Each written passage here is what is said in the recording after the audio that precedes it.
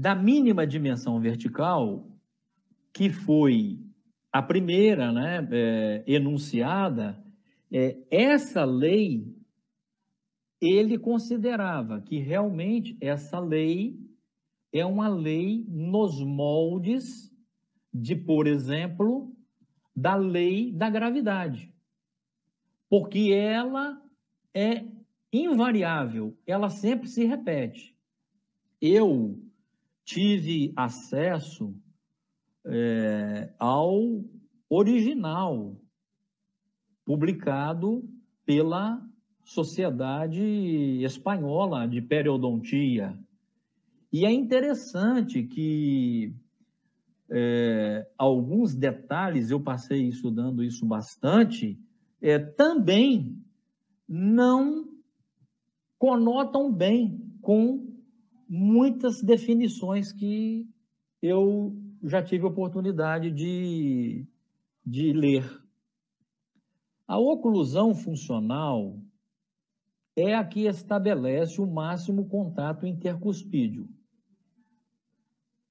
entre todos os dentes de ambas arcadas e coincide com a oclusão cêntrica nos casos normais, funcionalmente, seja na mastigação ou na deglutição.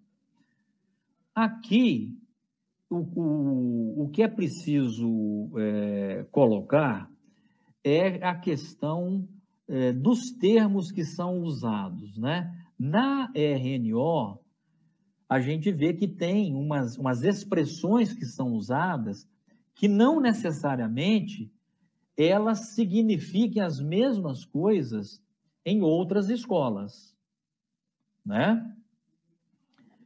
Então, assim, a oclusão central, oclusão cêntrica, para a RNO é a seguinte: o paciente, partindo da posição postural, ele relaxadamente, quando esse pequeno intervalo, ele é diminuído e ele estabelece o primeiro contato dental, a isso ele rotulou de oclusão cêntrica, partindo da posição postural.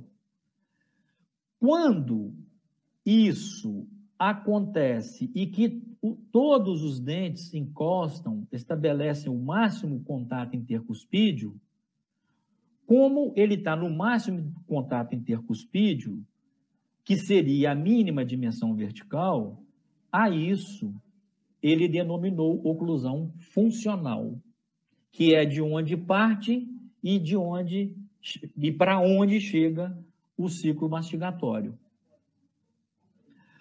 Quando não existe a coincidência entre estas duas posições, a mandíbula se desvia para um lado, para o outro, para frente, para justamente conseguir esse maior contato oclusal. Mas quando isso sucede, é a base de uma redução na dimensão vertical, ainda que seja uma quantidade infinitamente pequena. Por conseguinte, a mandíbula, nos movimentos bordejantes de busca de uma posição funcional, se estaciona sempre na posição de mínima dimensão vertical.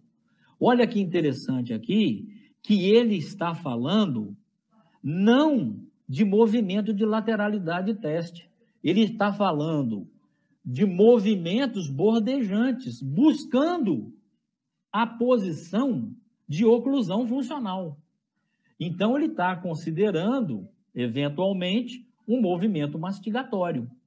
A partir desta oclusão funcional, ou seja, a posição onde os dentes estacionaram lá, que é a mínima dimensão vertical, podemos observar que se a mandíbula, sem perder contatos dentais, saia dessa posição em outras parafuncionais, abre parênteses, movimentos bordejantes ou parabordejantes, sempre será às expensas de um aumento da dimensão vertical, ainda que, como dissemos, este aumento seja infinitamente pequeno. Ele chama de ângulo funcional mastigatório, ele colocou o P porque ficava AFM, e aí parecia um pouco um ATM, aí ele colocou o planas, colocou o P.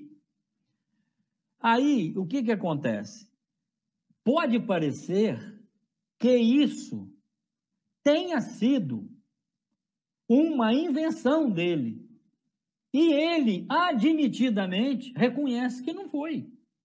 Então, esse é o detalhe.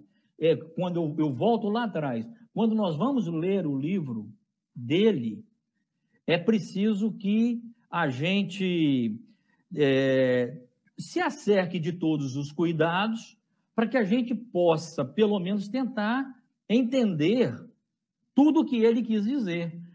Ele cita, por exemplo, os movimentos de lateralidade no descenso mandibular e em relação ao maxilar e sobre o plano frontal, eles foram estudados por numerosos autores e bem melhor do que por nós. Então, ele não está reivindicando que esse ângulo é dele. O que ele reivindica é a maneira que ele, como ele alocou esses ângulos dentro da clínica. Ele pegou e começou a comparar um ângulo com o outro e comparar a questão da mastigação. Ele diz aqui, está aqui, ó, autores que ele citou, ó, ele fala que esses autores estudaram esses movimentos muito melhor do que eles. Agora, eu posso pegar e fazer um curso de piloto para pilotar Stock Car, eu faço um curso, mas eu não tenho vocação para aquilo. Aí eu sei todos os comandos do carro, para que serve e tal, quando eu freio, quando eu não posso frear, mas de repente vem o Rafael e tem aquele dom, aquela visão, interpretação, falando aquela curva ali, ela é muito fechada, eu vou tirar o pé antes, ou eu vou reduzir, fazer isso. Então, o que ele diz é outra coisa, que isso aqui é tirado do artigo original do ângulo funcional mastigatório planas, que foi publicado em 1980, 7 anos antes de sair a primeira edição. Vejam bem como é que muda a ideia. Antes, não, o planas, poxa, esse ângulo tem no envelope do Posselt? Tem, mas antes do Posselt, tinha no bicuspoide do Hanel. E antes disso, tinha em outro. O que aconteceu? Ele pegou esses ângulos, porque inicialmente ele não usava isso. Ele pediu o cara para deslizar a boca para um lado e para outro, e ele via se a dimensão vertical dinâmica ela está aumentando tanto para cá e para o outro lado está aumentando tanto. E ele começou a observar que quanto menos aumentava, o indivíduo tinha tendência a mastigar daquele lado ali.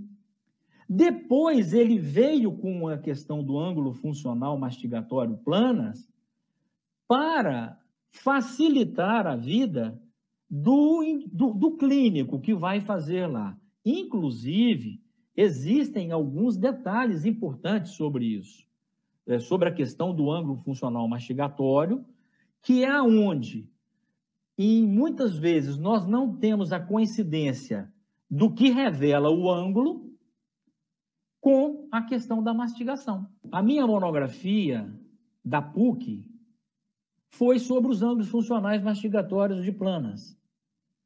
E eu fiz essa monografia depois que eu estive no planas.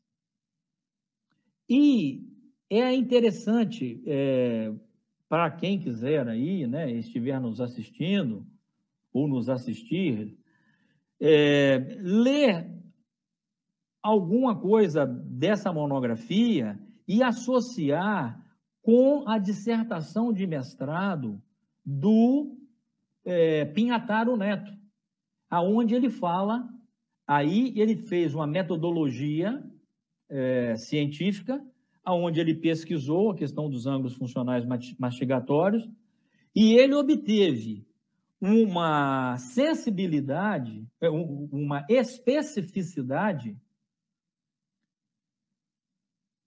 de até 5 graus de diferença. A partir de menos de 5 graus, você já não podia afirmar que o paciente mastigava desse ou daquele lado.